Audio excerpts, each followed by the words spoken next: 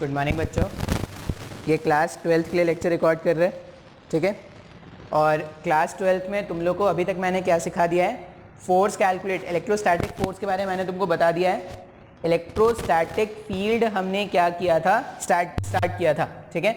अच्छा, इस संडे को क्या करेंगे, इस संडे को टेस्ट लेंगे आज वाले लेक्चर तक, फ्राइडे वाले लेक्चर तक जितना भी मैंने पढ़ाया है उस पर तुम्हारा क्या होगा, इस संडे को टेस्ट होगा, ठीक है।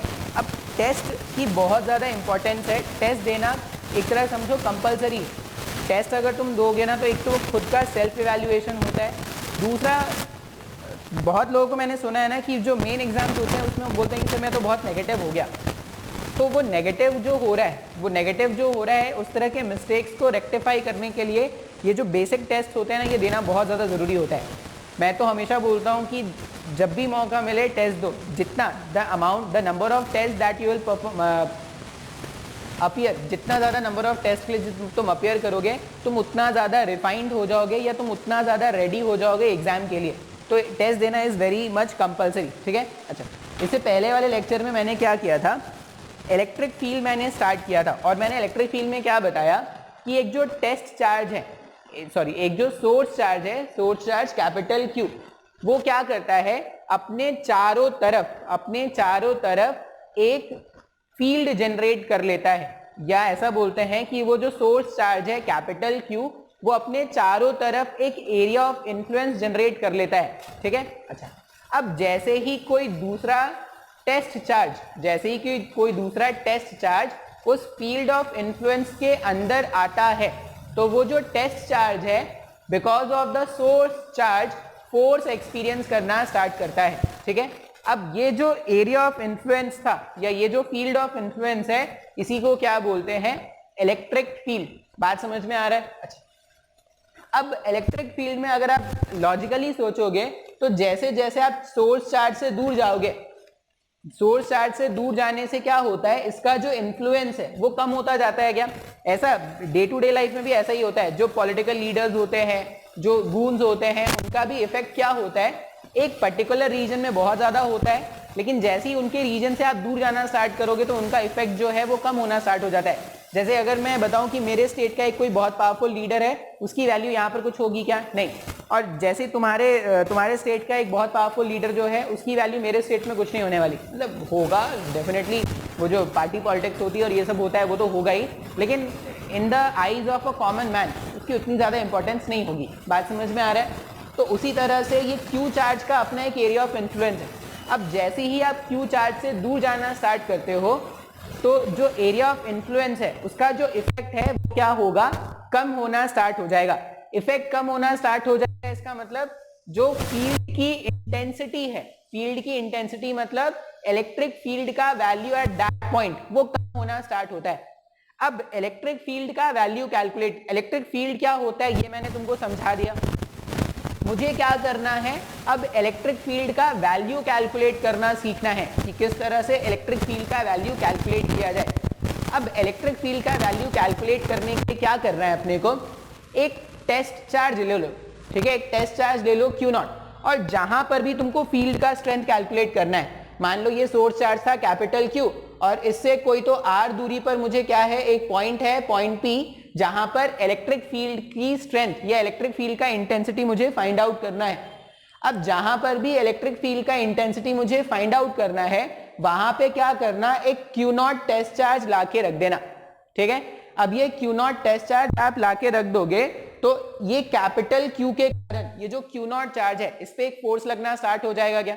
तो इलेक्ट्रिक फील्ड कैसे डिफाइन किया गया है, इलेक्ट्रिक फील्ड को हम इस तरह से डिफाइन करते हैं, electric field equals to limit Q0 tends to 0 F vector upon Q0।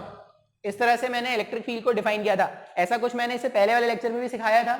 Q0 tends to 0 का मतलब क्या रखना है कि कैपिटल Q के सामने इसका मैग्नीट्यूड बहुत छोटा रखना है। क्यों बहुत छोटा रखते हैं? क्योंकि इसका भी खुद का अपना फील्ड होगा जो क्या करेगा, ओरिजिनल फील्ड को डिस्टॉर्ट कर देगा, इसलिए हमने Q0 का वैल्यू कैपिटल Q के सामने बहुत छोटा रखना है, इसलिए हमने पहले लिखा है लिमिट Q0 टेंड्स टू 0। अच्छा, अब जैसे ही तुम एक टेस्ट चार्ज को यहाँ पे लाके रखोगे Q0, तो अगर मैं फोर्स ऑन Q0 लिखूं, ये क्या है, फोर्स ऑन Q0 है, वेक्टर फॉर्मेट में अगर फोर्स ऑन क्यू नॉट मुझे लिखना होता है तो फोर्स ऑन क्यू नॉट लिखने का तरीका क्या होता है, k product of charges k q q not r vector. R vector का मतलब होता था जिस पर आप फोर्स कैलकुलेट कर रहे हो उसकी तरफ पॉइंट करता हुआ एरो, ये आर वेक्टर हो गया। R vector divided by magnitude of r vector का क्यूब। इस तरह से force on test charge q not होगा। इस फोर्स को अगर मैं क्यू नॉट से डिवाइड कर दूं तो ये क्यू नॉट वाले टर्म को मैं इधर लाके अगर रख दूं तो जैसे ही आप ये क्यू नॉट वाले टर्म को इधर लाके शिफ्ट करोगे तो ये जो इलेक्ट्रिक फील्ड है, इसी को तो force per unit test charge बोला था, इसका वैल्यू कितना हो जा रहा है, k q r vector upon mod of r vector का क्यूब। मान लो मुझे इलेक्ट्रिक फील्ड का सिर्फ मैग्नीट्यूड फाइंड आउट करना है तो इलेक्ट्रिक फील्ड का मैग्नीट्यूड क्या हो जाएगा, k q upon r square. बात समझ में आ रहा है क्या? तो जब भी आपको बोला जाए कि एक पॉइंट चार्ज है कैपिटल क्यू, एक पॉइंट चार्ज है कैपिटल क्यू जिसके कारण कोई तो स्मॉल आर सेपरेशन पर आपको फील्ड की इंटेंसिटी कैलकुलेट करनी है, तो आप सिंपल सा फॉर्मूला मैग्नीट्यूड वाला क्या यूज करोगे, k q upon r square use करोगे। उसी तरह अगर आपको वेक्टर फॉर्मेट में, अब सिंस फोर्स एक वेक्टर क्वांटिटी है, फोर्स एक वेक्टर क्वांटिटी है तो इस पे डिपेंड करने वाला जो इलेक्ट्रिक फील्ड होगा वो भी क्या होगा, एक वेक्टर क्वांटिटी होगा। तो यहां पर जब मैं इलेक्ट्रिक फील्ड फाइंड आउट करूंगा इन टर्म्स ऑफ वेक्टर तो वो क्या हो जाएगा, k q r vector divided by mod of r vector का क्यूब। इतना समझ में आया क्या, हाँ या ना? ये सब मैंने इससे पहले वाले लेक्चर में सिखा दिया था। जहां पर भी आपको फील्ड का स्ट्रेंथ कैलकुलेट करना है वहां पर क्या कर दो, एक क्यू नॉट नाम का टेस्ट चार्ज लाके रख दो। टेस्ट चार्ज जो भी फोर्स एक्सपीरियंस करेगा पर यूनिट टेस्ट चार्ज वही क्या हो जाएगा, उस पॉइंट पर फील्ड की इंटेंसिटी हो जाएगी। अच्छा, अब इसको देखने का एक और आसान तरीका होता है। इलेक्ट्रिक फील्ड को जब अपन क्वेश्चन सॉल्व करेंगे ना तो उसको एनालाइज करने का एक और आसान तरीका है। क्या आसान तरीका है वो देखो। मान लो मुझे यहां पर field calculate, ultimately Q not तो डिवाइड ही होना है ना। देखो फोर्स ऑन क्यू नॉट ऐसा कुछ आया था तो क्यू नॉट से अल्टीमेटली मैं डिवाइड ही करने वाला हूं, मतलब क्यू नॉट का कोई मतलब नहीं है। तुम क्यू नॉट का वैल्यू कुछ भी रख दो, तुमको उससे कोई लेना देना नहीं है। तो अगर क्यू नॉट का वैल्यू कुछ भी रख सकते हैं तो मैं यहां पे ना 1 कूलम रख देता हूं। क्यू नॉट का वैल्यू मैं क्या कर देता हूं, 1 कूलम रख देते हैं। क्यू नॉट का वैल्यू अगर आप 1 कूलम रख दोगे तो इन दोनों के बीच में जब आप फोर्स कैलकुलेट करोगे तो फोर्स क्यू नॉट के प्लेस में जब आप 1 रखोगे तो जो इलेक्ट्रिक फील्ड का इक्वेशन है वही फोर्स का इक्वेशन हो जाएगा क्या, हाँ या ना? तो अगर आज के बाद से मुझे कभी भी किसी भी पॉइंट पर एक सोर्स चार्ज, एक टेस्ट चार्ज के कारण क्या करना है, इलेक्ट्रिक फील्ड का स्ट्रेंथ जानना है, तो वहां पर क्या कर देना, एक +1 कूलम का चार्ज लाके रख देना। अब वो जो +1 कूलम का चार्ज है वो जैसा भी फोर्स एक्सपीरियंस करेगा या वो जो भी फोर्स एक्सपीरियंस करेगा वो जो फोर्स होगा वही क्या होगा, उस पॉइंट पर इलेक्ट्रिक फील्ड की इंटेंसिटी का वैल्यू होगा। बात समझ में आ रहा है? इतना कुछ मैंने इससे पहले वाले लेक्चर में भी सिखा दिया था। अच्छा, अब अगर मैं बोलूं कि मुझे इलेक्ट्रिक फील्ड इंटेंसिटी का मैग्नीट्यूड जानना है, अगर मैं बोलूं कि मुझे इलेक्ट्रिक फील्ड इंटेंसिटी का, सॉरी मैग्नीट्यूड तो मुझे पता है, इलेक्ट्रिक फील्ड इंटेंसिटी का मुझे क्या करना है, डायरेक्शन यूनिट फाइंड करना है। डायरेक्शन कैसे ढूंढेंगे बताओ तो? डायरेक्शन जो फोर्स का डायरेक्शन होगा यूनिट चार्ज पर, जो यूनिट चार्ज पर फोर्स का डायरेक्शन होगा वही क्या होगा, थोड़ा व्हाइट बोर्ड साफ करने के लिए अरेंजमेंट करना पड़ेगा। ये दुनिया, ये महफिल मेरे काम की है, काम की है, मेरे है काम की।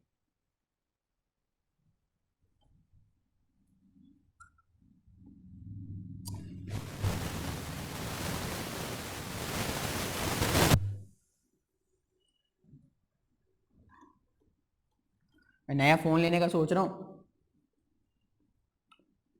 कौन सा फोन? एक वन फ्यूजन ऐसा कुछ नाम का फोन आया है, मोटोरोला वन फ्यूजन। ठीक ठाक रिव्यू लग रहा है, सोच रहा हूँ वही ले लूँ। अब वो सोच रहा हूँ उसमें सेल ही नहीं है, पता नहीं कंपनी वाले ऐसे क्यों करते हैं। ओप्पो तोप्पो तो अब लूँगा नहीं, ओप्पो तोप्पो वीवो वाइवो ये सब अब बेकार हो गया है। और वैसे भी बैन चाइना बोला गया है, बैन चाइना बोला गया है। कुछ लोगों ने मेरे को सजेस्ट किया सर OnePlus T ले लो। ठीक है भाई, OnePlus T ले लो, पैसे कौन देगा, OnePlus T ले लो। और ये OnePlus 3 वाले तो दाम बढ़ाए जा रहे हैं। अरे ठीक है भाई, अच्छा फ़ोन है, ठीक है, इतना महंगा क्या करना भाई। आईफोन की औकात तो है नहीं कि आईफोन रख लूँ मैं, आईफोन तो नहीं रख सकता। हाँ, तो इलेक्ट्रिक फील्ड का अपने को क्या करना है, यूनिट कैलकुलेट करना सीखना है। अब यूनिट कैलकुलेट करने के लिए क्या करते हैं, हमने ये देखा कि जो इलेक्ट्रिक फील्ड है उसका मैग्नीट्यूड क्या था, force per unit test charge, ऐसा ही तो लिखा ना। तो अगर मुझे इलेक्ट्रिक फील्ड का ऐसा यूनिट लिखना पड़ेगा तो फोर्स का ऐसा यूनिट इज न्यूटन और टेस्ट चार्ज का ऐसा यूनिट क्या हो जाएगा, कूलम। तो इलेक्ट्रिक फील्ड का ऐसा यूनिट क्या याद रखेंगे, न्यूटन पर कूलम। धीरे धीरे चैप्टर में इलेक्ट्रिक फील्ड के और भी कुछ यूनिट्स आते जाएंगे, अभी के लिए याद रख लेना इलेक्ट्रिक फील्ड का यूनिट क्या होगा, न्यूटन पर कूलम। बात समझ में आ रहा है? अच्छा, अब इसमें जो सिंपल क्वेश्चन अगर आएंगे, मान लो मैं बोलूं कि एक सिंपल सा क्वेश्चन है, बहुत सारे क्वेश्चन तो मैं नहीं कराऊंगा, मतलब नहीं कराना चाहिए, तुम बोलोगे तो कराना पड़ेगा। मान लो मैं पहला क्वेश्चन ऐसा बोल रहा हूं कि मेरे पास क्या है, इसमें देखो सुपरपोजिशन प्रिंसिपल यहां पे भी वैलिड होगा, क्योंकि अगर तुम ध्यान से सोचोगे तो इलेक्ट्रिक फील्ड और फोर्स एक ही बात है ना।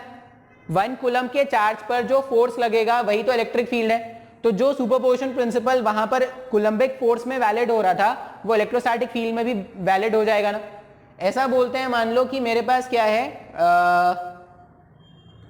एक सिस्टम ऑफ चार्ज है, मान लो ये कितना है, ये 9 कूलम का है और ये मान लो ये 4 कूलम का है माइनस के साथ, ठीक है।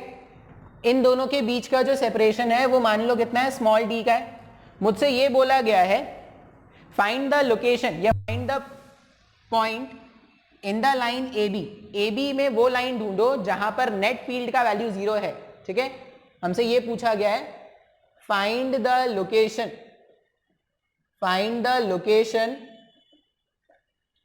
Of the point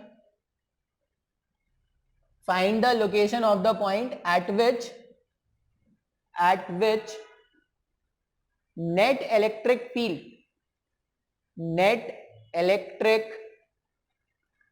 field is 0। पहला क्वेश्चन आसान क्वेश्चन।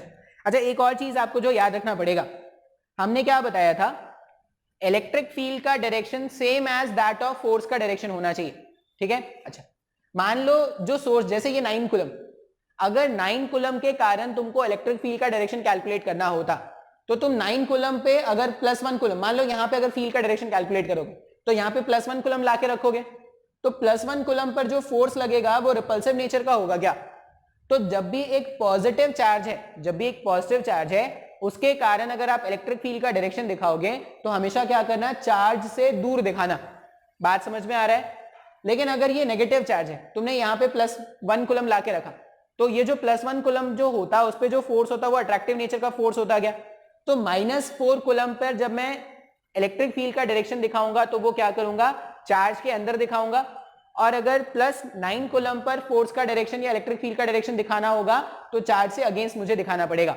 बात समझ में आ रहा है? अच्छा, अभी फिर से क्वेश्चन को सॉल्व करना है। तो क्वेश्चन को सॉल्व करने के लिए क्या करते हैं, पहले तो इसका एनालाइज करते हैं कि ऐसा कौन सा पॉइंट हो सकता है जहां पर नेट फील्ड क्या हो जाए, 0 हो जाए।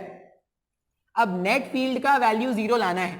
नेट फील्ड का वैल्यू 0 लाने के लिए क्या करेंगे, दोनों चार्जेस के कारण, दो ही चार्जेस सिस्टम में अभी, तो दोनों चार्जेस के कारण जो फील्ड होगा वो क्या होना चाहिए, एक तो मैग्नीट्यूड वाइज इक्वल होना चाहिए और दूसरा डायरेक्शन वाइज एक दूसरे के जस्ट ऑपोजिट होना चाहिए, तभी क्या होगा पर नेट। सॉल्व करते हैं इस क्वेश्चन को, ठीक है। सॉल्व पहले भी कर लिया था, वापस से वही स्क्रीन पॉज वाला प्रॉब्लम हुआ, ठीक है। अभी ये क्वेश्चन है और ऐसा बोला गया कि ए और बी एक लाइन है जिस डी सेपरेशन का, ठीक है, 2 पॉइंट है ए और बी डी सेपरेशन का, और इनके कॉर्नर्स पे 9 कूलम और -4 कूलम का चार्ज रखा हुआ है। और हमसे ये पूछा गया है कि आप वो लोकेशन ढूंढकर बताओ जहां पर नेट फील्ड का वैल्यू क्या हो जाएगा, 0 हो जाएगा। यही तो हमसे पूछा गया है। अब स्टार्ट करते हैं। नेट फील्ड बोला गया, मतलब क्या करना है, 1 कूलम के चार्ज पर जो भी फोर्स होगा वही तो नेट, मेरे पास नेट फील्ड होगा। अब ऐसे क्वेश्चन हमने इक्विलिब्रियम में सॉल्व किए थे क्या, ऐसे क्वेश्चन हमने इक्विलिब्रियम में सॉल्व किए थे। मान लो मैं बोल रहा हूं कि इक्विलिब्रियम पोजीशन मुझे यहां कहीं पे मिलता है, नेट फील्ड 0 लाना है, मतलब क्या करना है, नेट फील्ड 0 मतलब नेट फोर्स 0 लाना है। नेट फोर्स जीरो लाने के लिए मान लो मैं ऐसा बोल रहा हूँ कि मैंने +1 कूलम के चार्ज को अगर ए और बी के बीच में यहाँ कहीं पर रखा है, ठीक है, और हम बेसिक से क्या जानते हैं, छोटे वाले चार्ज के पास में रखना होता है, तो वो जो -4 कूलम है उसका मैग्नीट्यूड क्या है, कम है, तो उसके पास में रख दिया। अच्छा, अब ये जो 9 कूलम का चार्ज है, ये जो 9 कूलम का चार्ज है, इसके कारण इस +1 कूलम को कैसा फोर्स मिलेगा, इसके कारण इस +1 कूलम को एक रिपल्सिव फोर्स मिलेगा, और ये जो -4 कूलम का चार्ज है उसके कारण इसको क्या मिलेगा, एक अट्रैक्टिव फोर्स मिलेगा। ये फोर्स किसके कारण था, ये फोर्स था 9 कूलम वाले चार्ज के कारण, ये फोर्स है -4 कूलम वाले चार्ज के कारण। अब अगर आप ध्यान से देखोगे तो दोनों फोर्सेस का डायरेक्शन अगर एक जैसा है तो कभी भी नेट फोर्स जीरो हो सकता है क्या, नहीं। अगर नेट फोर्स जीरो नहीं है मतलब वहां पर तो इलेक्ट्रिक फील्ड जीरो नहीं मिलेगा। बात समझ में आ रहा है? तो हम क्या बोलेंगे कि ए से बी के बीच में तो कहीं पर भी ऐसा कोई लोकेशन नहीं मिलने वाला जहां पर नेट फील्ड का वैल्यू क्या हो जाए, जीरो हो जाए। अच्छा, ऐसा मान लेते हैं कि क्या यहाँ कहीं पे मिल सकता है क्या, मान लो +1 कूलम के चार्ज को यहाँ कहीं पे रखते हैं, इस 9 कूलम के कारण जब इस +1 कूलम पे आप फोर्स कैलकुलेट करते तो इस डायरेक्शन में होता, इस -4 कूलम के कारण जब आप फोर्स कैलकुलेट करोगे तो क्या हो जाएगा, ऑपोजिट डायरेक्शन में। दोनों अगर आप देखोगे तो दोनों जो डायरेक्शन वाइज है, दोनों फोर्सेस डायरेक्शन वाइज ऑपोजिट है, ठीक है, एक लेफ्ट के साइड में दूसरा राइट के साइड में, क्या दोनों का मैग्नीट्यूड भी सेम है, एनालाइज कर लेते हैं। 9 कूलम वाले के कारण जब आप फोर्स देखोगे, एक तो इन दोनों का प्रोडक्ट भी ज्यादा है, दूसरा इनका सेपरेशन भी कम है। इसका मतलब ये जो फोर्स डेवलप होगा इसका मैग्नीट्यूड बहुत ज्यादा होगा इस वाले फोर्स से। कैसे, एक तो इनका 4 और ये 1, एक तो इनका जो प्रोडक्ट ऑफ चार्ज है ये भी क्या है, कम है, और दूसरा इनका सेपरेशन भी ज्यादा है, प्रोडक्ट ऑफ चार्ज भी कम और सेपरेशन भी ज्यादा। इसका मतलब जो फोर्स का मैग्नीट्यूड होगा वो बहुत छोटा होगा क्या। तो इस केस में अगर आप ध्यान से सोचोगे ना तो +1 कूलम वाले दो जो फोर्सेस लग रहे हैं वो ऑपोजिट डायरेक्शन में है, लेकिन कभी भी वो मैग्नीट्यूड वाइज इक्वल नहीं हो पाएंगे। इसका ये मतलब है कि आप +1 कूलम के चार्ज को यहाँ कहीं पर भी नहीं रख सकते और ए और बी के बीच में भी कहीं पे नहीं रख सकते। तो अब बचा हुआ लोकेशन क्या है, बी के उधर। मान लो मैंने +1 कूलम के चार्ज को, मुझे फील्ड कैलकुलेट करना है, फील्ड कैलकुलेट करने के लिए क्या करेंगे, +1 कूलम का चार्ज लाके रख देंगे।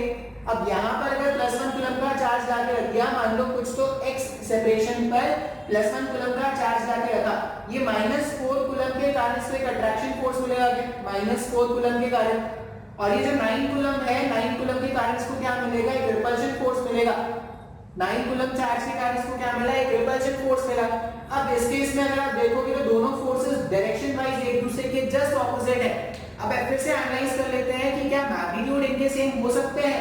तो यहाँ पर देखो, एक तो अगर यहाँ पर प्रोडक्ट ऑफ चार्जेस कम है तो सेपरेशन भी कम है, यहाँ पर प्रोडक्ट ऑफ चार्ज ज्यादा है लेकिन सेपरेशन ज्यादा हो जाएगा।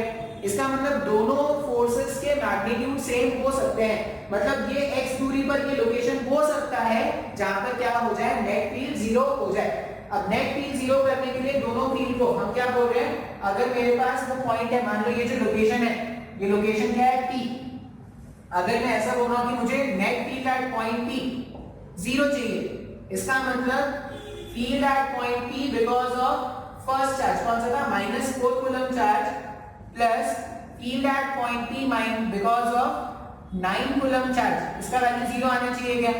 इसका मतलब field at P because of -4 coulomb charge vector wise field at P because of 9 coulomb charge के जस्ट ऑपोजिट होना चाहिए डायरेक्शन में, और दोनों का मैग्नीट्यूड, इस इक्वेशन से अगर आप ध्यान से देखोगे तो दोनों मैग्नीट्यूड वाइज क्या होने चाहिए, मैग्नीट्यूड वाइज दोनों जो फोर्सेस हैं या दोनों जो इलेक्ट्रिक फील्ड का स्ट्रेंथ है वो क्या होना चाहिए, सेम होना चाहिए क्या।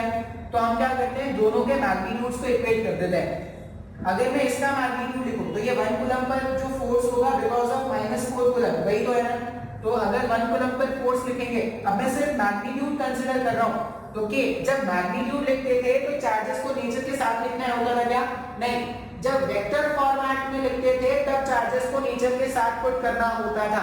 लेकिन अगर मुझे सिर्फ मैग्नीट्यूड चाहिए फोर्स का, अगर मुझे सिर्फ मैग्नीट्यूड चाहिए तो चार्जेस को उसके नेचर के साथ नहीं रखते थे ना, उसके इंडिपेंडेंट रखते थे।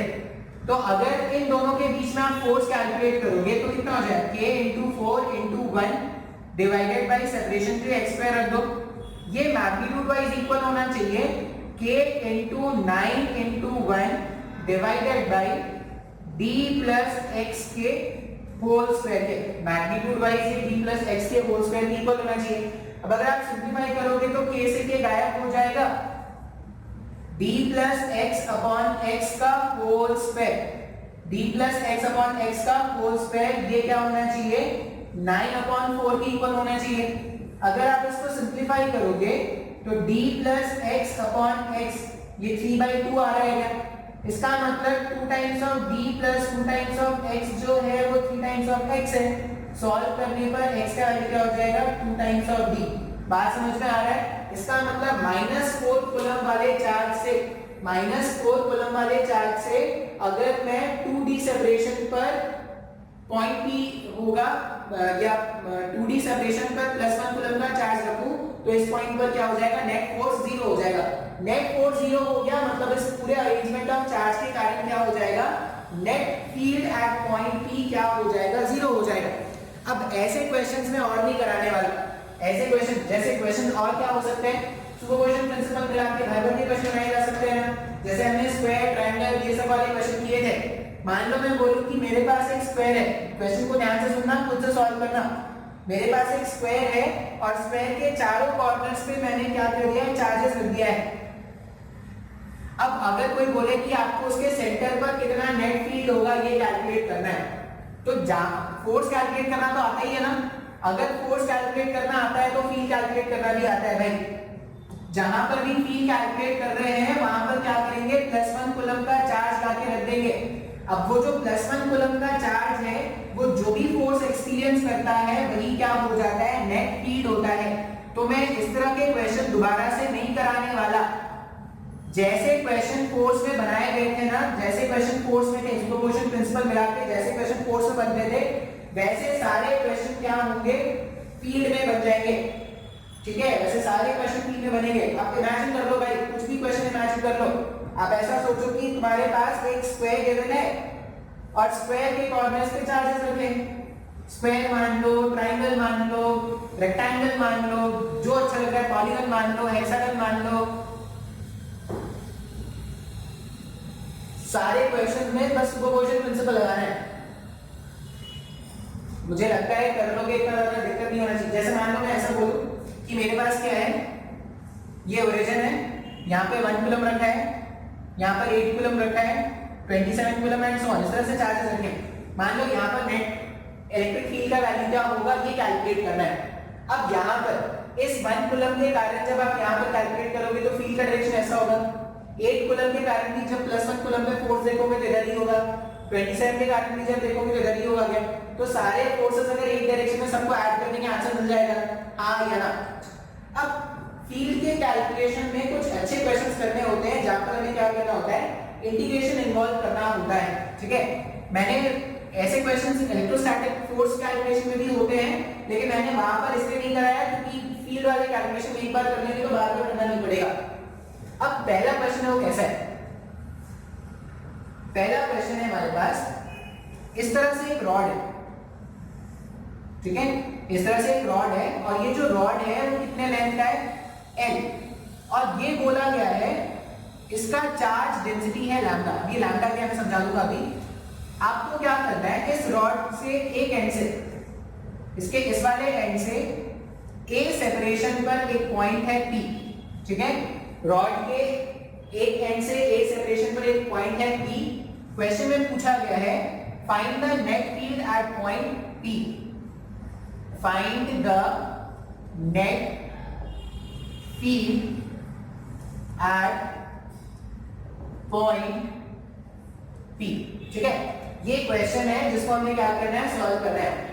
अभी तक हमने जितने भी क्वेश्चन सॉल्व किए थे ना उसमें जो भी चार्जेस आते थे वो चार्जेस कैसे होते थे पॉइंट चार्जेस होते थे। अब हम क्या करने वाले हैं कंटिन्यूअस चार्जेस के बारे में बात करेंगे। जैसे तुमको अगर सेंटर ऑफ मास वाला चैप्टर याद हो, सेंटर ऑफ मास वाले चैप्टर में पहले क्या किया था हमने ऐसे सिस्टम का सेंटर ऑफ मास फाइंड करते थे जिसमें डिस्ट्रीब्यूटेड मास सिस्टम होता था। फिर हमने कंटिन्यूअस मास सिस्टम के बारे में फाइंड करना स्टार्ट किया था। ऐसे क्वेश्चन हमने वहां पे देखे थे ना। अब ऐसा ही कुछ हम क्या करने वाले हैं, चार्जेस में भी करने वाले हैं, ठीक है। अभी सबसे पहले समझते हैं लैम्डा का मतलब क्या है। लैम्डा का मतलब है यहाँ पर charge per unit length. Charge per unit length को क्या बोल रहे हैं, लैम्डा। सर क्या है सर कि चार्ज पर यूनिट लेंथ? ऐसा मान लो कि मान लो इसमें पूरे रॉड में क्यू अमाउंट का चार्ज डिस्ट्रीब्यूटेड है, ऐसा मान लो। ये जो पूरा रॉड है ना, पूरा रॉड में कितना चार्ज डिस्ट्रीब्यूटेड था, क्यू अमाउंट का चार्ज जो था वो डिस्ट्रीब्यूटेड था। अच्छा, अब ये जो पूरा चार्ज है वो एल लेंथ के रॉड में डिस्ट्रीब्यूटेड था, ठीक है। तो यूनिट लेंथ, एक यूनिट लेंथ में कितना चार्ज होता, तो वो क्या होता, चार्ज पर यूनिट लेंथ, ऐसा ही लिख देगा। एक यूनिट लेंथ के रॉड में अगर एल लेंथ के रॉड में Q amount of charge distributed था, तो एक यूनिट लेंथ के रॉड में कितना चार्ज हो जाता, क्यू अपॉन एल हो जाता क्या। ऐसा कुछ हमने तुमको पहले बताया था, मास पर यूनिट लेंथ। अगर एक एल लेंथ का रॉड है जिसका मास कैपिटल एम होता था, तो एक यूनिट लेंथ में जितना मास होता था उसको क्या बोलते थे, मास पर यूनिट लेंथ बोलते थे ना, और वहां पर भी उसको लैम्डा से रिप्रेजेंट करते थे। तो यहाँ पे भी मैं क्या बोल रहा हूँ, एक यूनिट लेंथ में जो चार्ज होगा वो क्यू अपॉन एल होगा क्या। अब यूनिट लेंथ में जो चार्ज होता है ना, यूनिट लेंथ में जो चार्ज होता है इसी को हम क्या बोलते हैं, लैम्डा। ये लैम्डा का मतलब है चार्ज पर यूनिट लेंथ। बात समझ में आ रहा है क्या। एक यूनिट लेंथ, मान लो एक यूनिट मतलब 1 सेंटीमीटर, 1 मीटर, 1 किलोमीटर, ऐसा कुछ भी ले लो, उसमें जो भी चार्ज होगा उसी को क्या बोल रहे हैं, लैम्डा। तो मेरे पास एक रॉड है ऐसा जिसका चार्ज डिस्ट्रीब्यूशन क्या गिवन है, लैम्डा गिवन है। मतलब इसमें टोटल चार्ज कितना है, lambda into L. Total charge calculate करना होगा तो लैम्डा इनटू एल कर देंगे, ठीक है। लेकिन टोटल चार्ज नहीं दिया इन्होंने बोला कि ये जो रॉड है उसका चार्ज पर यूनिट लेंथ है लैम्डा और इसका पूरा लेंथ कितना है, एल। इस रॉड के कारण पी पॉइंट पर, अच्छा ये जो रॉड है उसमें कौन सा चार्ज है, पॉजिटिव चार्ज। इस तरह से ये जो रॉड है उस पूरे में पॉजिटिव चार्ज है, और इस पूरे पॉजिटिव चार्ज के सिस्टम के कारण मुझे पॉइंट पी पर क्या करना है, नेट फील्ड कैलकुलेट करना है। अब ध्यान से देखो, जिस पॉइंट पर भी नेट फील्ड कैलकुलेट करना होता है, जैसे यहाँ पर जिस पॉइंट पर भी नेट फील्ड कैलकुलेट करना होता है वहां पे +1 कूलम का चार्ज लाके रख देते हैं। तो हमने क्या किया, पॉइंट पी पर +1 कूलम का चार्ज लाके रख दिया है। अब जो फॉर्मूला है हमारे पास KQ/R², ये तो पॉइंट चार्ज के लिए है। हमारे पास इलेक्ट्रिक फील्ड कैलकुलेट करने का जो फॉर्मूला है KQ/R², ये तो पॉइंट चार्ज के लिए है।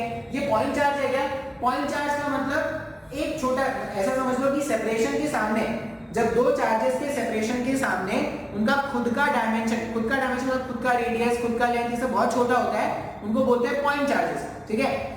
तो ये पॉइंट चार्ज है क्या, नहीं सर ये तो कलेक्शन ऑफ पॉइंट चार्जेस है। टुकड़ों में इस तरह से क्या है, पॉइंट चार्जेस में ऐसे चार्जेस डिस्ट्रीब्यूटेड है, मतलब ये बहुत सारे पॉइंट चार्जेस है क्या। अब अगर बहुत सारे पॉइंट चार्जेस है तो सबके कारण जो फील्ड होगा, सुपरपोजिशन प्रिंसिपल तो यही बोलता है ना, जितने भी पॉइंट चार्जेस है सबके कारण क्या कर लो, यहाँ पर फील्ड कैलकुलेट कर लो, सबको ऐड कर दो, आंसर होगा। अब पॉसिबल है क्या ये करना, तुमको अगर मैं बोलूं कि यहाँ पे क्या कर दो, इसको इसके लाखों टुकड़ों कर दो, ये जो रॉड है उसके लाखों टाइम्स को डिवाइड कर दो, और हर एक टुकड़ा जो आया है, फॉर एवरी टुकड़ा कैलकुलेट फील्ड इस पी पॉइंट पर, और हर एक टुकड़े के लिए जो फील्ड आएगा उन सबको क्या कर लो, वेक्टरली ऐड कर दो, तुम्हारा आंसर हो जाएगा। बोलना आसान है, करना पॉसिबल है क्या, हाँ सर करना भी पॉसिबल है। ऐसी काम जब भी करने होते हैं, टुकड़ों में डिवाइड करके ऐड करना, इसको कौन करता है, इसको करेगा इंटीग्रेशन। मतलब यहाँ पर बिना इंटीग्रेशन के काम नहीं बनने वाला क्या। अब इंटीग्रेशन क्यों लेना पड़ रहा है, क्योंकि मुझे क्या करना पड़ेगा, एक छोटे से एलिमेंट के कारण यहाँ पर फोर्स कैलकुलेट करना पड़ेगा। एक बार उस छोटे से एलिमेंट के कारण फोर्स मिल गया, प्रॉपर लिमिट में अगर मैं इंटीग्रेट कर दूंगा तो मुझे पूरे रॉड के कारण भी मिल सकता है। बात समझ में आ रहा है। अब ध्यान से देखना मैं क्वेश्चन को अप्रोच कैसे करूंगा। इंटीग्रेशन करना पड़ेगा, ये तो समझ में आ गया ना। क्यों इंटीग्रेशन करना पड़ रहा है, क्योंकि मेरे पास जो अभी तक फॉर्मूलाज था वो पॉइंट चार्जेस के लिए है। यहाँ पे तो क्या है, यहाँ पे तो कलेक्शन ऑफ पॉइंट चार्जेस है। अब अगर कलेक्शन ऑफ पॉइंट चार्जेस है तो उसमें क्या करना पड़ेगा, इंडिविजुअल पॉइंट चार्जेस के लिए कैलकुलेट करना पड़ेगा और सबको वेक्टरली ऐड करना पड़ेगा। अब ये तो पॉसिबल है नहीं, तो ये पॉसिबल कौन कराएगा, ये पॉसिबल कराएगा इंटीग्रेशन। इंटीग्रेशन में क्या करेंगे, यहां से ऐसा मान लो कि यहां से x दूरी जाने पर, यहां से x दूरी जाने पर क्या करते हैं, एक dx लेंथ का एलिमेंट कंसीडर करते हैं। हमने क्या बोला, जिस पॉइंट पर फील्ड कैलकुलेट करना है वहां से x दूरी मूव करने पर dx लेंथ का एक एलिमेंट हमने इस तरह से कट कर लिया। ये हमने क्या कर लिया, एक ऐसा एलिमेंट कट कर लिया है और ये जो एलिमेंट है उसका लेंथ कितना रखा है, dx रखा है। अच्छा, अब मुझे ये पता है कि चार्ज पर यूनिट लेंथ कितना है, लैम्डा है। अगर charge per unit length lambda है तो इसमें जो चार्ज होता, मान लो dq, कोई बहुत छोटा सा चार्ज होता ना dq, तो ये जो dq है, dq का वैल्यू क्या लिखेंगे, charge per unit length into इसका लेंथ कर देंगे क्या, ऐसा कुछ हमने किया था। कोई भी जब dl कैलकुलेट करते थे, मोमेंट ऑफ इनर्शिया वाले चैप्टर में देखना या सेंटर ऑफ मास वाले चैप्टर में देखना, जब dl कैलकुलेट करते थे तो क्या करते थे, मास पर यूनिट लेंथ कैलकुलेट करते थे, फिर उसको एलिमेंट के लेंथ से मल्टीप्लाई कर देते थे। ऐसा कुछ किया था क्या, तो यहाँ पे भी क्या करेंगे, dq कैलकुलेट करने के लिए charge per unit length lambda into length of the element, तो लैम्डा इनटू dx का, इस dx के एलिमेंट पे चार्ज हो गया क्या, dq। बात समझ में आ रहा है। अब ये पॉइंट चार्ज बन गया है, ये जो dq है वो क्या हो गया, एक पॉइंट चार्ज बन गया है। इस पॉइंट चार्ज के कारण अगर मुझे यहाँ पर फील्ड कैलकुलेट करना होगा तो ये पॉइंट चार्ज कैसा है, पॉजिटिव है।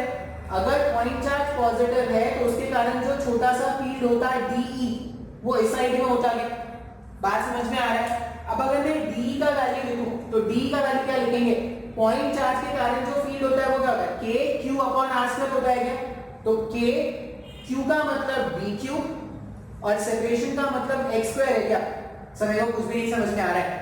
मैंने क्या किया, यहाँ से x दूरी में एक एलिमेंट लिया, उस एलिमेंट के पास कितना चार्ज है वो लिखा।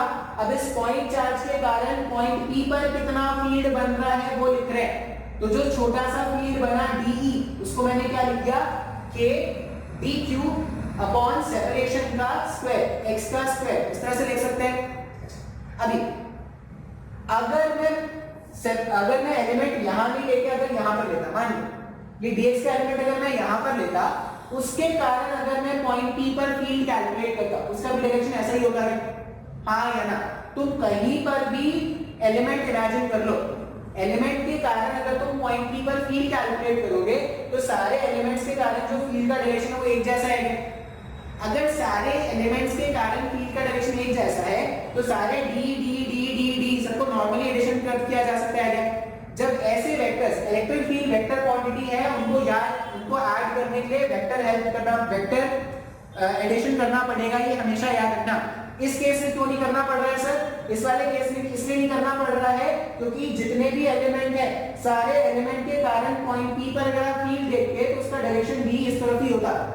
अब यहाँ पर अगर मैं सबको नॉर्मली ऐड कर सकता हूँ, इसका मतलब क्या हो जाएगा, जो नेट फील्ड है एट पॉइंट P वो सिंपली इंटीग्रेशन ऑफ dE है क्या, net field at point P जो है बिकॉज ऑफ दिस रॉड वो सिंपली इंटीग्रेशन ऑफ dE हो जाएगा। अगर मैं इसको सिंप्लीफाई करूं तो net field at point P को अपन लिख देंगे इंटीग्रेशन, dE के प्लेस में ये वैल्यू पुट कर सकते हैं ना, k dq अपॉन x²। इसका मतलब ये जो इलेक्ट्रिक फील्ड है उसका वैल्यू कितना आ रहा है, k dq का मतलब क्या था, lambda dx, k lambda constant था, बाहर निकाल दिया, dx अपॉन x²।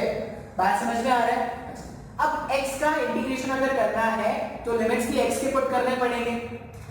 यहां से यहां x का सबसे छोटा लिमिट क्या होगा, a होगा, और x का सबसे बड़ा लिमिट a प्लस l होगा क्या। तो यहां पर जब मैं लिमिट्स पुट करूंगा तो मैंने यहां पर लिखा a और यहां पर क्या लिख देते हैं, a प्लस l लिख सकते हैं क्या इस तरह से। अब अगर इसके आगे सॉल्व करें, इसके आगे अगर सॉल्व करें तो electric field at point P, k lambda constant का बाहर निकाल दिया, dx अपॉन x² का इंटीग्रेशन, x² को जब ऊपर ले जाओगे तो x टू द पावर -2 हो जाएगा। इंटीग्रेशन का बेसिक क्या होता है, +1 कर दो और जो भी आए उसी से डिवाइड कर दो। पावर वाले टर्म में जैसे x टू पावर n का इंटीग्रेशन क्या करते थे, x n+1 divided by n+1 करते थे ना। तो यहाँ पर x to power -2 plus 1 divided by -1 ऐसा ही करना पड़ेगा। तो जब आप इसको सिंप्लीफाई करोगे तो इसका इंटीग्रेशन ऐसा आने वाला है, x to power minus one minus two plus one divided by minus one, ऐसा ही लिखेंगे क्या? और लिमिट्स क्या करना है? लिमिट्स पुट करना है a से a plus l, x to power minus one, ये 1/x है क्या? तो ये electric field at point P हो जाएगा minus of k lambda 1/x का मतलब 1 upper limit minus 1 lower limit. ये माइनस जब अंदर जाएगा तो ये माइनस जब अंदर जाएगा तो ये नेगेटिव हो जाएगा, ये पॉजिटिव हो जाएगा। तो इलेक्ट्रिक फील्ड पॉइंट P पर because of this rod n length का चार्ज रॉड के कारण P पॉइंट पर इलेक्ट्रिक फील्ड का वैल्यू कितना आ रहा है? k lambda 1 plus 1 by a minus of 1 divided by a plus l। अब देखो, अगर तुम ये रिलेशन याद रख सकते हो तो बहुत अच्छी बात है, नहीं याद रख सकते हो तुमको डेरिवेशन याद रखना पड़ेगा। जैसे यहाँ पर अब आज से जो भी लेक्चर्स होंगे ना उसमें बहुत सारे फॉर्मूलेज आएंगे, तुम फॉर्मूलाज याद रख सकते हो तो बहुत अच्छी बात है, और नहीं याद रख सकते हो तो तुमको डेरिवेशन याद रखना पड़ेगा। लेकिन फिर से मैं पर्सनली रिकमेंड करूंगा कि तुमको फॉर्मूलाज याद रखना चाहिए, क्योंकि इलेक्ट्रिक फील्ड अभी हम क्या करेंगे, अलग अलग चार्ज सिस्टम के कारण इलेक्ट्रिक फील्ड कैलकुलेट करेंगे। बाद में जो अलग अलग चार्ज सिस्टम बनेंगे ना उसी से क्या बनते हैं? न्यूमेरिकल्स बनते हैं, मतलब और अच्छे ऑर्डर के न्यूमेरिकल्स बनेंगे। तो अगर तुमको इतना, एक तो तरीका होगा कि तुम इतना सॉल्व करके लेके आ जाओ, या तुम क्या करो ये डायरेक्टली याद कर लो। जैसे कुछ कुछ चैप्टर्स ऐसे हैं ना जहां पर फॉर्मूला याद करना ही चैप्टर को आसान बना पाएगा, तो ये भी एक वैसे ही चैप्टर है। ये ऐसा चैप्टर है जैसे थर्मोडायनेमिक्स। थर्मोडायनेमिक्स में अलग अलग प्रोसेसेस में वर्क डन कैसे कैलकुलेट करते थे, अलग अलग प्रोसेस में सीपी कैसे कैलकुलेट करते थे, ये सब याद कर लेना ज्यादा अच्छा रहता है, ठीक है? तभी तो वो जो साइक्लिक प्रोसेसेस होते हैं उसके क्वेश्चन, अब तुम सोचो कि अगर तुम वहां पे क्वेश्चन सॉल्व करना स्टार्ट करोगे और तुम दोबारा से इंटीग्रेशन लगाना स्टार्ट करोगे तो बहुत ज्यादा टाइम लगेगा। तो कुछ चैप्टर्स ऐसे हैं जहां पर फॉर्मूला याद करना जरूरी है, और कुछ चैप्टर्स ऐसे हैं जहां पर फॉर्मूला नहीं भी याद होता, जैसे काइनेमेटिक्स में। काइनेमेटिक्स में कभी नहीं बोलता कि तुम फॉर्मूला याद रखो। काइनेमेटिक्स में क्वेश्चंस हमेशा अपने बेसिक से हिट करने की कोशिश करो, क्योंकि वहां पे डेरिवेशन इतना कोई बड़ा होता नहीं है, एक्चुअली फॉर्मूला बेस्ड क्वेश्चन तो वहां पे आते नहीं। लेकिन इस तरह के चैप्टर्स जो है उसमें आपको कुछ फॉर्मूलाज याद रखना पड़ेगा। अब देखो, फॉर्मूला याद रखना is a very difficult task, क्योंकि 1 2 3 4 इस तरह का अगर वैल्यू छूटा तो पूरा का पूरा आंसर जो होगा वो गलत हो जाएगा। तो फॉर्मूला याद करने के लिए you have to maintain a small notebook for formulas. या बहुत लोग क्या करते हैं, एक चार्ट बना के रखते हैं, ठीक है? मैं जब भोपाल में था तो एक स्टूडेंट थी, ठीक है, उनको मैं पढ़ाता था, वो क्या करती थी, उन्होंने चार्ट पेपर बना रखा था, और वो क्या करती थी, घर के दीवारों पे चिपका रखा था। तो शायद तुम्हारे पेरेंट्स इतना अलाउ ना करें कि तुम घर के दीवारों पे चिपका के रखो, तो घर के दीवारों पे नहीं चिपका सकते हो तो क्या हुआ, एक छोटी सी डायरी बना लो, उस छोटी सी डायरी में तो लिख सकते हो ना, या छोटा सा एक नोटबुक रख लो जहाँ पे तुमको लगता है कि ये सारे फॉर्मूलाज हैं। और अल्टीमेटली देखो, मेडिकल वाले स्टूडेंट्स के लिए तो फॉर्मूलाज याद रखना बहुत ज्यादा जरूरी होता है, क्योंकि उनके जो सिलेबस होता है उसमें 60-70% ऐसे क्वेश्चन आते हैं जो फॉर्मूला बेस्ड होते हैं। तो मेडिकल वाले स्टूडेंट्स को तो फॉर्मूला याद रखना ही है, ठीक है? तुमको जो जेई वाले स्टूडेंट्स हैं उनको क्या करना पड़ेगा, एक छोटा सा हैंड नोट बनाना पड़ेगा जो बहुत ज्यादा मतलब हैंडी होता है जब आप क्वेश्चन सॉल्व कर रहे हो, जब न्यूमेरिकल सॉल्व कर रहे हो, जब आप रिवीजन कर रहे हो, तो ये सब बहुत काम में आएगा, ठीक है? ये नोट कर लेते हैं। नेक्स्ट क्वेश्चन देखते हैं, इंटीग्रेशन वाले क्वेश्चन देखेंगे आज।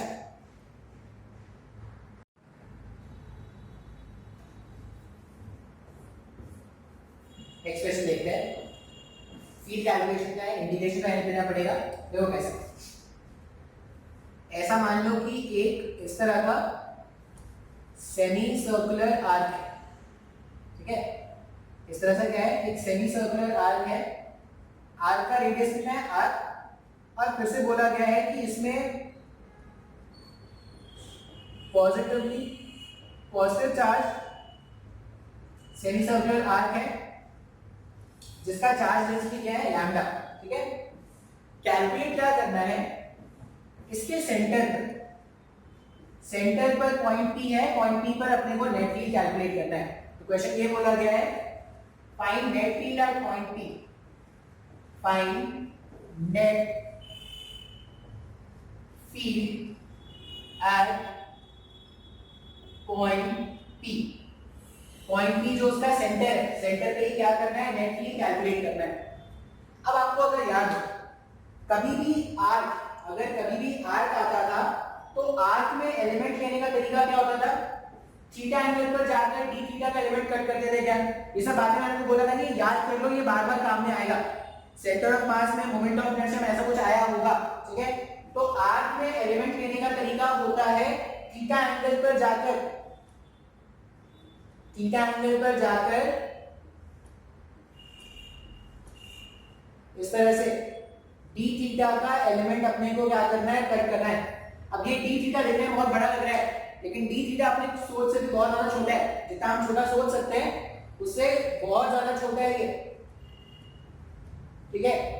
अगर ये डी थीटा ये आर है तो यहां से यहां का जो लेंथ होगा वो आर डी थीटा होगा क्या?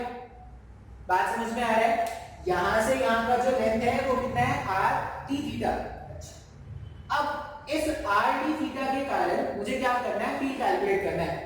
फिर से देखो, अब ये क्या है, जब भी डिस्ट्रीब्यूटेड चार्ज सिस्टम होगा, सॉरी जब इस तरह से कंटीन्यूअस चार्ज सिस्टम होता है तो हम क्या करेंगे, इंटीग्रेशन का हेल्प लेंगे, क्योंकि हमारे पास जो फॉर्मूला है वो तो पॉइंट चार्ज के लिए है।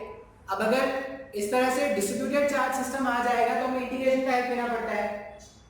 अब अगर मैं बोलूं कि मेरे पास लैम्डा जो है वो क्या है, charge per unit length, charge per unit length,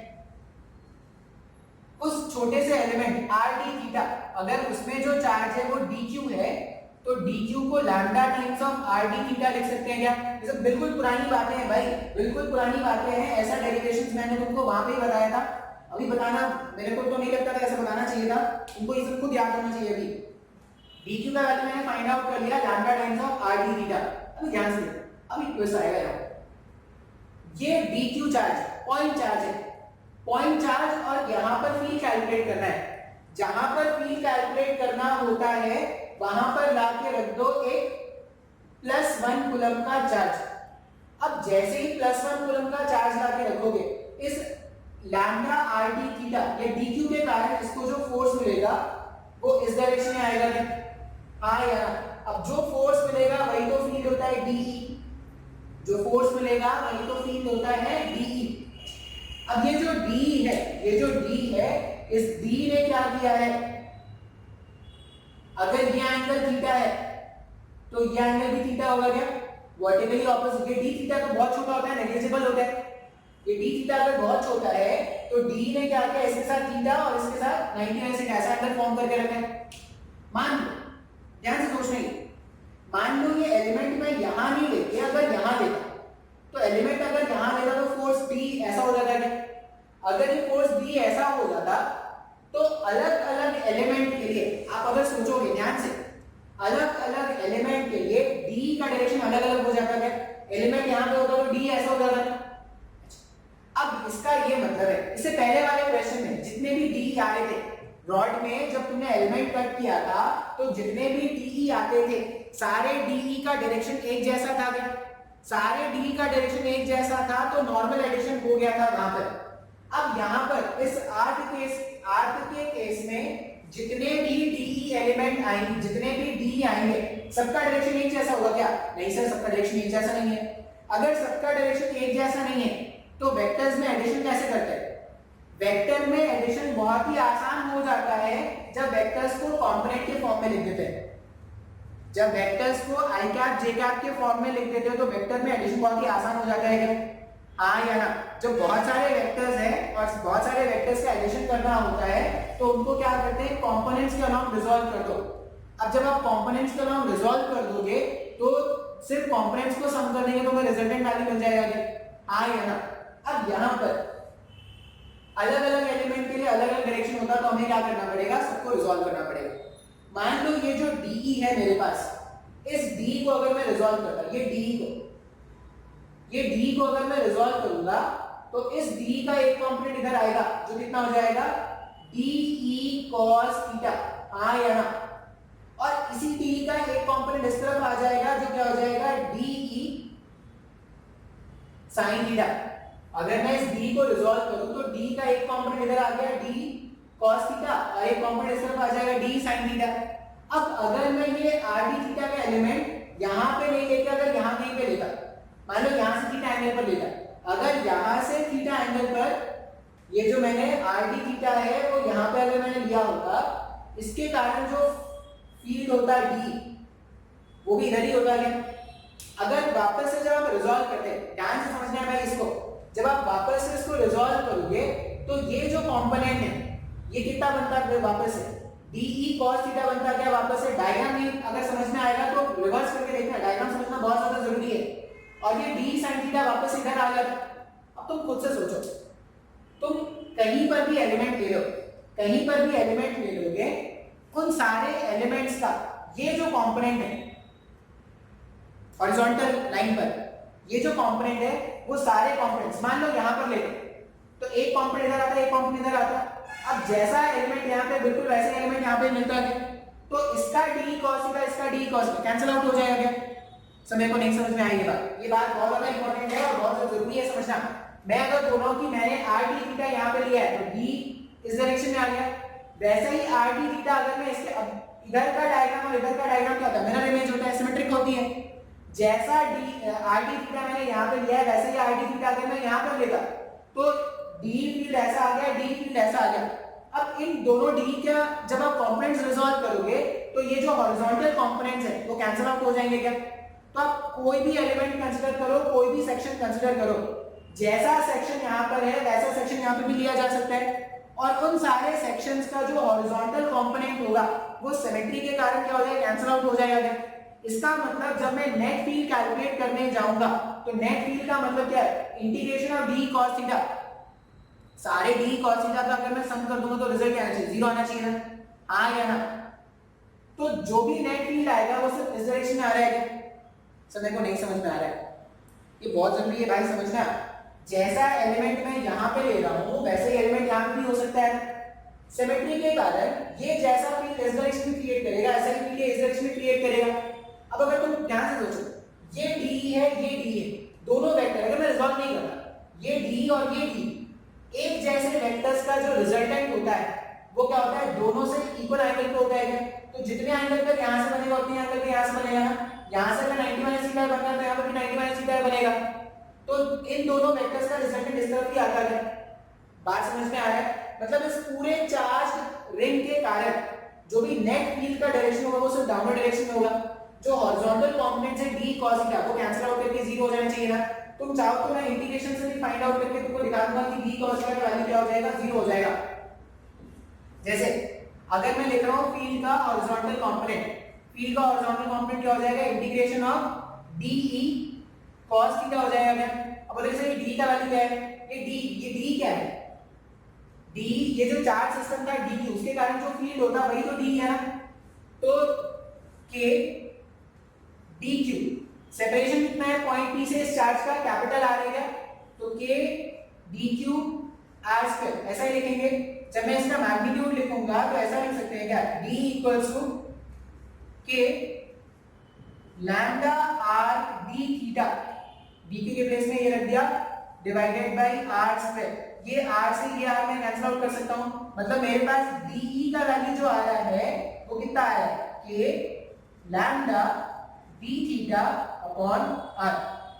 ये तो मैंने सिर्फ d का वैल्यू कैलकुलेट किया है, अभी एग्जैक्ट पूरा वैल्यू मेरे को नहीं आया है। पूरा वैल्यू जो आएगा वो इंटीग्रेशन करने के बाद आएगा। अब इसके बाद देखो, इसके आगे जो भी बच रहा है ना वो मैथ्स है, इसके आगे जो भी बच रहा है वो मैथ्स है। तो जेई वाले बच्चे अगर चाहे तो खुद से डिराइव कर लेंगे, मेडिकल वाले बच्चों के लिए क्या करना है, उनको फॉर्मूला याद रखना है। फॉर्मूला याद रखेंगे, डायरेक्टली क्वेश्चन पूछे जाते हैं फॉर्मूला से, फॉर्मूला याद रख लेंगे, क्वेश्चन सॉल्व कर लेंगे।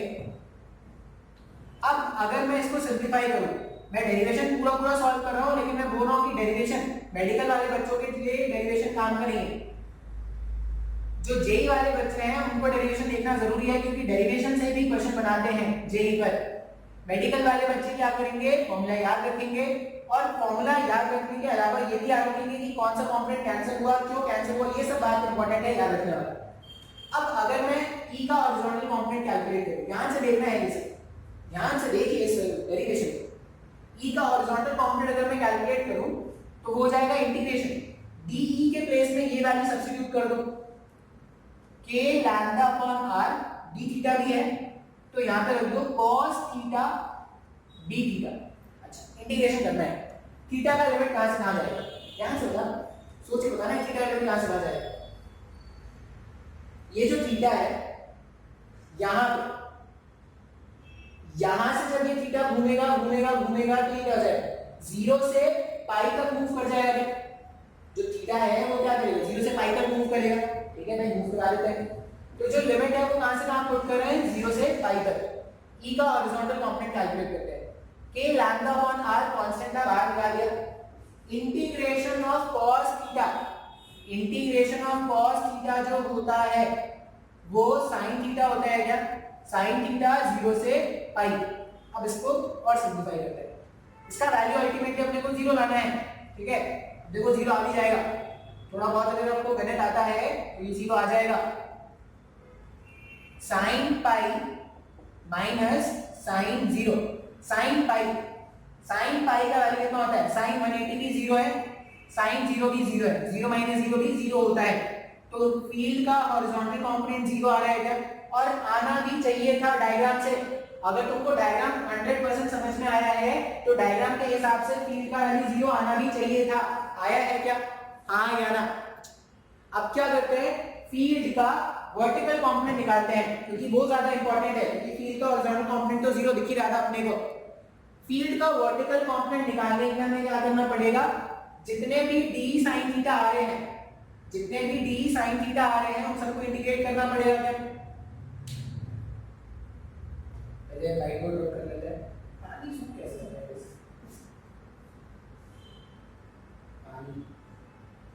पानी बहुत अच्छे से कर रहे हैं। पानी का रंग देख के अखियां जो रो रहे और कौन पंछी नदियाँ पवन के झोंके, नहीं पानी से पानी वाले और सब कौन सा, एक बारिश वाला गाना अच्छा है, वो हमारा जो हीरो ने गाया, क्या नाम है उसका, आयुष्मान में, जदो अमरा तब बरसिया पानी, मिट्टी की खुशबू आई, मिट्टी की खुशबू आई। अभी के टाइम में ना, मतलब तुम कैसे बोर हो जाते हैं, मतलब ये अच्छे अच्छे गाने हैं भाई, वहाँ पे कुछ भी सुन लो ना। अभी मैंने वो लेटेस्ट में वो शिव श्लोकम सुनना स्टार्ट किया है, बहुत मीनिंगफुल सॉन्ग है, बहुत सही लगता है मेरे को। छोड़ो क्या होता है, डी का वैल्यू ये हो गया। अगर मुझे कैलकुलेट करना है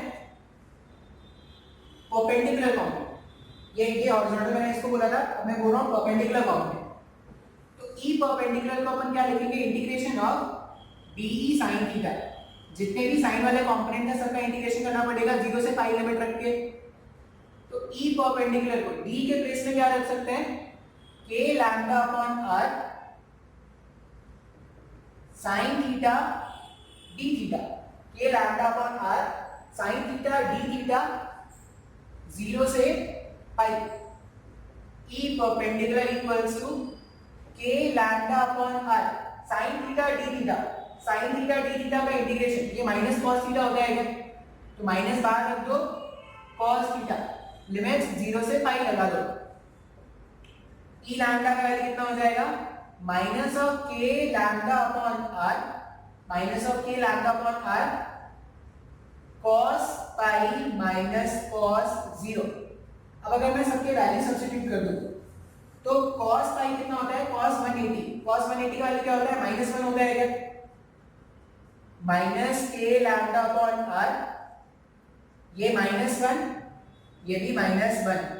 सॉल्व करोगे तो ये वैल्यू जो है ई परपेंडिकुलर वो के लैम्डा 2 के लैम्डा अपॉन आर आ गया क्या, हाँ या ना। कितनी बार डायरेक्टली ये पूछा गया है, एक आर है उसके कारण सेंटर पे क्या फील्ड होगा उसका वैल्यू बताओ। तो सिंपली क्या करना है, 2 के lambda upon r, horizontal component तो कैंसिल हो गए, आर के कारण फील्ड के जितने भी हॉरिजॉन्टल कंपोनेंट थे वो कैंसिल हो गए, सिर्फ जो डाउनवर्ड डायरेक्शन में कंपोनेंट्स बच रहे थे सबको अगर मैंने ऐड किया तो वैल्यू कितना आ रहा है, 2 के लैम्डा अपॉन आर। हाँ या ना, क्लियर है क्या। अब इसी को अगर मेरे को थोड़ा अच्छा लेवल पे ले जाना होता, अगर इसी को मुझे थोड़ा अच्छा लेवल पे ले जाना होता तो मैं आर्क नहीं रख के ना, मतलब मैं एक सेमी सर्कुलर आर्क नहीं रख के मैं कोई भी एक आर्बिट्ररी आर्क ले लेता और ऐसा मान लेता कि आर्क का एंगल कितना है, अल्फा है। बात समझ में आ रहा है। मान लो इसी को अगर मुझे अच्छे लेवल पे लेके जाना होता क्वेश्चन को, तो मैं क्या बोलता, आर्क नहीं है, मतलब आर्क ही है लेकिन वो पूरा एक सेमी सर्कुलर आर्क नहीं है, वो क्या है, एक आर्क का टुकड़ा है और उसने कुछ तो अल्फा एंगल फॉर्म किया है।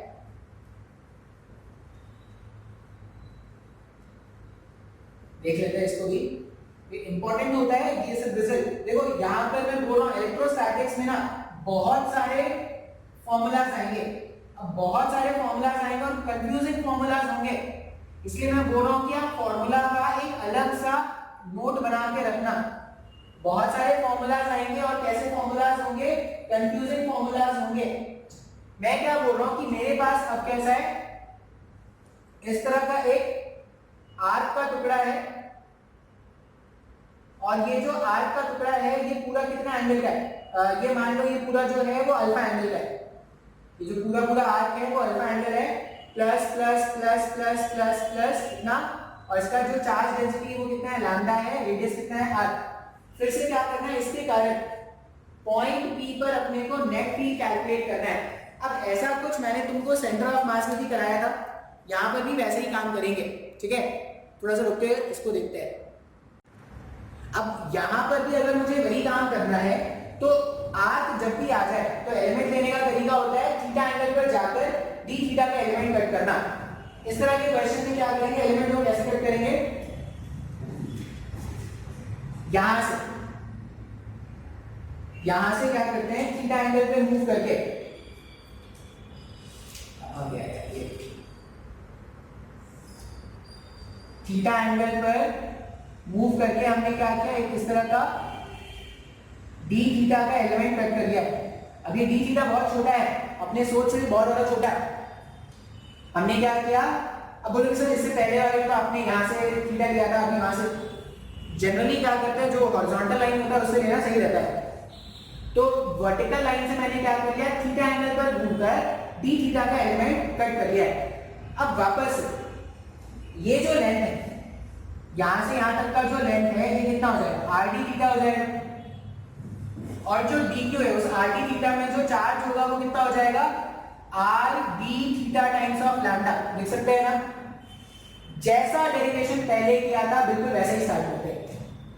इसके कारण ये जो आर डी थीटा है इसके कारण अगर मैं फील्ड देखो तो डी फील्ड ऐसा होगा, और अगर मैं डी का वैल्यू कैलकुलेट करूं ना तो डी को क्या लिखेंगे, के डी क्यू,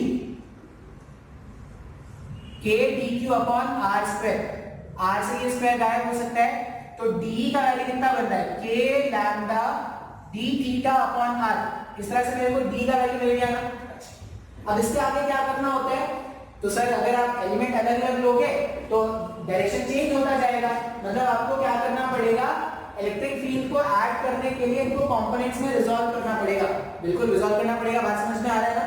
तो हम क्या करते हैं, ये एक्सिस बना लेते हैं। इस तरह से अगर मैं एक्सिस बना दूं तो ये एंगल, मेरे पास एंगल कौन सा, थीटा था, ये एंगल यहां पर थीटा है ना, हॉरिजॉन्टल और इसके बीच में एंगल थीटा है, मतलब ये एंगल भी थीटा होगा। अगर ये थीटा है तो जब मैं डी को रिजॉल्व करूंगा तो यहां पर क्या हो जाएगा, ये हो जाएगा डीई cos थीटा, और इस साइड में क्या हो जाएगा, डीई sin थीटा। तो कुछ भी नया नहीं किया मैंने अभी तक, ऐसा डेरिवेशन मैंने तुमको जस्ट अभी 2 मिनट पहले बताया था, वही डेरिवेशन दोबारा से देख रहे हैं। बस अब क्या कर लिया है, एक आर्क ले लिया है, पहले सेमी सर्कुलर लिया था, अब एक आर्क ले लिया है, ठीक है। अच्छा, फिर से जितने भी डी sin थीटा होंगे वो सारे कैंसिल आउट होंगे क्या, क्योंकि इसके अबाउट सिमेट्रिक है ना। ये जो हॉरिजॉन्टल लाइन, सॉरी ये जो वर्टिकल लाइन है, ब्लू लाइन से जिसको मैंने बनाया है, इसको थोड़ा अलग कलर से दिखा दूं, रेड कलर से दिखा देता हूं। ये जो हॉरिजॉन्टल लाइन है इसके बाद डायग्राम सिमेट्रिक है क्या, तो जितने भी डी sin थीटा बनेंगे वो तो कैंसिल आउट हो जाएंगे। सारे डी sin थीटा अगर कैंसिल आउट हो गए तो हम क्या लिखेंगे, जो भी नेट फील्ड होने वाला है वो सिर्फ परपेंडिकुलर कंपोनेंट बचेगा, ई परपेंडिकुलर, और वो क्या हो जाएगा, integration of dE cos theta बचेगा क्या। इससे पहले वाले में डी sin थीटा बचा था क्योंकि मैंने रेफरेंस कहीं और से लिया था, अभी रेफरेंस चेंज करके इसलिए क्या आ रहा है, डी cos थीटा आ रहा है। अच्छा, अब अगर मैं वैल्यूज पुट कर दूं तो ई लैम्डा को अपन लोग क्या लिखेंगे, ई लैम्डा इक्वल्स डी के प्लेस में ये वैल्यू रख दो, k lambda upon are cos theta d theta के लैम्डा अपन आर तो कांस्टेंट है, इंटीग्रेशन किसका होने वाला है, थीटा का इंटीग्रेशन होने वाला है, और थीटा के लिमिट्स कहां से कहां जा रहे हैं, थीटा के लिमिट्स के लिए यहां से यहां आना पड़ेगा। तो अगर मान लो ये 0 है तो यहां से अल्फा बाई 2 और यहां से माइनस अल्फा बाई 2, तो लिमिट्स में क्या करेंगे, माइनस अल्फा बाई 2 से प्लस अल्फा बाई 2। बिल्कुल सेम डेरिवेशन मैंने सेंटर ऑफ मास में भी कराया था। अगर प्रॉब्लम हो रहा है तो वहां पे जाके देखना, बार बार एक जैसे कंसेप्ट को नहीं बताया जा सकता। तो ई परपेंडिकुलर अपन क्या लिखेंगे, के लैम्डा अपॉन आर कांस्टेंट था, मैंने बाहर निकाल दिया। इंटीग्रेशन किसका आ रहा है, cos थीटा d थीटा का इंटीग्रेशन आ रहा है, लिमिट्स माइनस अल्फा बाई 2 से प्लस अल्फा बाई 2 तक। cos थीटा का इंटीग्रेशन क्या होता है, cos थीटा का इंटीग्रेशन होता है sin थीटा प्लस में, तो यहां पर sin थीटा रख दिया, minus alpha by 2 plus alpha by 2। अब अगर मैं लिमिट्स के वैल्यूज पुट करूं, तो लिमिट्स के वैल्यूज पुट करने से देखो मेरे पास क्या बन जाएगा, upper limit minus lower limit करना होता है ना, अपर लिमिट माइनस। अच्छा मैंने हॉरिजॉन्टल कंपोनेंट्स को नहीं कैलकुलेट किया क्योंकि हॉरिजॉन्टल कंपोनेंट्स तो फिर से कैंसिल आउट हो जाते हैं, तो मैंने ऐसा लिखा, ध्यान से देखना, ई परपेंडिकुलर जो है k lambda upon are constant था, बाहर निकाल दिया। जब आप लिमिट पुट करोगे, अपर लिमिट है alpha by 2 minus of lower limit, तो sine alpha by 2 minus of sine minus alpha by 2 लिखेंगे क्या ऐसा। अब sine of minus theta minus sine theta होता है क्या, तो अगर आप इसको सिंप्लीफाई कर दोगे ना, तो ई परपेंडिकुलर का वैल्यू कैसा आ जाएगा, k lambda upon r sine alpha by 2 plus sine alpha by 2, add करने पर 2k lambda upon r sine alpha by 2। अब तूफानी बनते हुए ये 2 और ये 2 को कैंसिल मत कर देना, ये एंगल को आधा कर रहा है और ये मल्टीप्लाइड हो रहा है, ये दोनों अगर आप कैंसिल करते हो तो आप इस लेवल के मैथ्स नहीं कर रहे हो, आप किसी अलग लेवल के मैथ्स जानते हो, वो हमारे सिलेबस में अलाउड नहीं है। हमारे सिलेबस में ये 2 और ये 2 को कैंसिल नहीं करते। ये मेरे पास ई परपेंडिकुलर का वैल्यू आ रहा है जो हमने फाइंड किया है। अब इसको एनालाइज कर लेते हैं, ठीक है, 5-10 मिनट और पढ़ाऊंगा, इसको एनालाइज कर लेते हैं।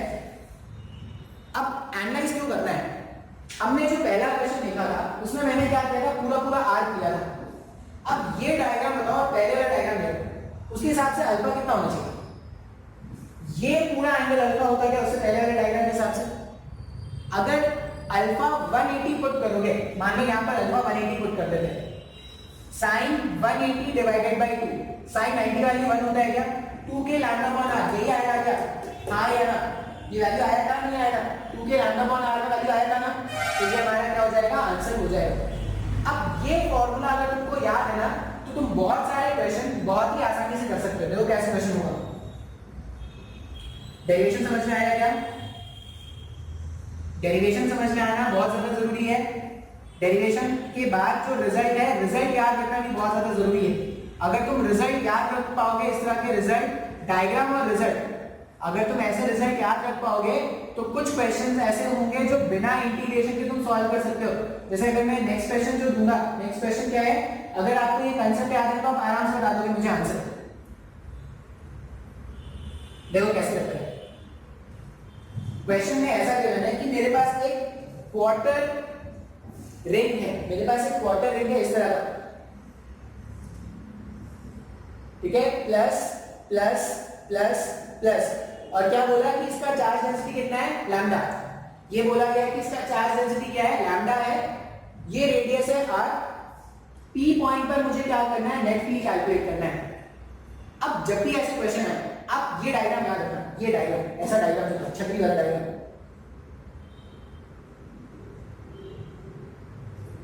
ये एक्सिस के अबाउट मुझे जब ये छतरी के कारण जो फील्ड आया था वो डाउनवर्ड डायरेक्शन में आया था। अब यहां पर देखो, अभी जो छतरी है ना, ये ऐसे, ये जो छतरी की ऐसे सीधी थी उसको मैंने घुमा के ऐसे टेढ़ा रख दिया है। ये डायग्राम और ये डायग्राम को रिलेट करने की कोशिश करो। पहले छतरी ऐसी थी, ऐसे, पहले छतरी ऐसी थी, अब छतरी क्या होगी, घूम के ऐसे रखा गई है। अगर छतरी घूम के ऐसे रखी गई है तो जो एक्सिस ऑफ सिमेट्री होगा, यही तो हमारा एक्सिस ऑफ सिमेट्री है ना, तो फील्ड का डायरेक्शन जो भी इसके कारण जो नेट फील्ड होता वो एक्सिस ऑफ सिमेट्री के अलोंग होता है क्या? तुम देख लो, जब सेमी सर्कुलर आर्क था तभी इसके अलोंग था, जब आर्क है सिर्फ ऐसा तभी इसके अलोंग है क्या? तो अगर मैं बोलूं कि इसके कारण मुझे क्या करना है, फील्ड कैलकुलेट करना होगा, तो जो भी फील्ड होता उसका डायरेक्शन इधर ही होगा क्या? और फील्ड का वैल्यू क्या लिखते हैं, 2k lambda r sin alpha by 2। इस वाले डायग्राम में बोलो अल्फा कितना है, ये पूरा एंगल अल्फा हो गया क्या? तो अगर इस वाले डायग्राम के हिसाब से अपन वैल्यू लिखते तो e परपेंडिकुलर का वैल्यू कितना होता, 2k lambda upon r sin alpha by 2, sin 90 by 2, sin 90 मतलब sin 45 हो जाएगा क्या? तो sin 45 का वैल्यू कितना होता है, sin 45 1 अपॉन √2 होता है ना, ये √2 को अगर आप कैंसिल कर दोगे तो e लैम्डा का वैल्यू, e परपेंडिकुलर का वैल्यू कितना आ रहा है, √2k लैम्डा अपॉन r। ये अपना आंसर है। सर मेरे को नहीं समझ में आया, बहुत इंपॉर्टेंट रिजल्ट है भाई, बहुत ज्यादा इंपॉर्टेंट है ये रिजल्ट। अपने को क्या करना है, याद रखना है, हाँ या ना। इस तरह क्वेश्चन सॉल्व कर सकते हैं क्या? तो आर वाले जैसे भी क्वेश्चन आएंगे उसके लिए आपको क्या करना है, ये फॉर्मूला याद रखना है। और कंसेप्ट क्या याद रखना है, कंसेप्ट ये याद रखना है कि जो आर्क की सिमेट्री होगी उसके अलोंग, आर्क की सिमेट्री जो होगी उसके अलोंग फील्ड का वैल्यू क्या है, ये। अब उससे अगर मुझे फील्ड मिल गया तो मैं क्या करूंगा,